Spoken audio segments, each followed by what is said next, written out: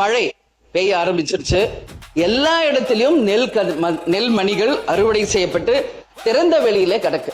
அதையெல்லாம் கிடங்குகளில் பத்திரப்படுத்துங்கள் என்பதை தொடர்ந்து எல்லாரும் சொல்லிக்கிட்டு இருக்கோம். பட் இன்னும் அதுக்கான ஆய்வு பணிகள் நடக்கல. நான் சார்ந்த விருதாசலம் தொகுதியில பல்வேறு ஒன்றியங்களில் இருக்கின்ற கிராமங்கள் காத்துக்குடல், கார்குடல், கருவேலங்குறிச்சி, வயலூர், சின்னப்பரூர், இது ஜஸ்ட் ஒரு 5 கிராமங்களை சொல்றேன்.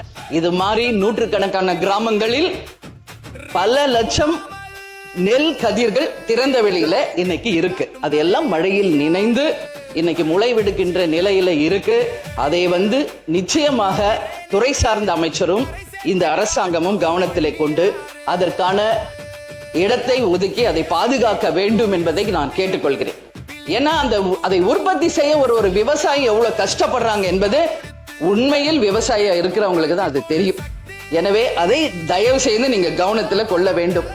அது மட்டும் கிடையாது, ஏற்று கூலி, இறக்கு கூலி, மற்ற கூலிகள் எல்லாம் கொடுத்து அவங்க செய்யற அந்த விளை பொருட்களுக்கு உரிய விலை கிடைக்காம இன்னைக்கு நஷ்டத்துல தான் விவசாயம் நடந்து கொண்டிருக்கிறது என்றால் என் வார்த்தை மாற்று கிடையாது.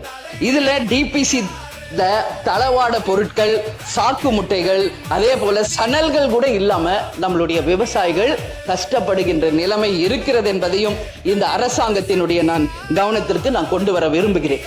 எனவே அவைத்தலைவர் அவர்களும் துறை சார்ந்த அமைச்சர்களும் முதலமைச்சரும் உடனடியாக டெண்டர் விடப்பட்டு ஆட்சியர்களுக்கு நீங்கள் அறிவிப்பு கொடுத்து உடனடியாக அந்த பணிகளை தொடங்க வேண்டும் என்பதையும் மக்கள் சார்பாக இந்த நேரத்தில் நான் கேட்டுக்கொள்கிறேன். நெல் கொள்முதல் செய்ய முடியாததுனால பல லட்சம் விவசாயிகள் கஷ்டப்பட்டுக்கிட்டு இருக்காங்க என்பது உண்மை.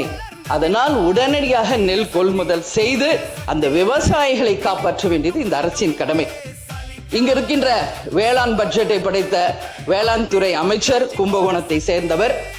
அவர் சார்ந்த அவர் தொகுதியிலேயே 15 நாட்கள் 30 நாட்களுக்கு மேல் நெல்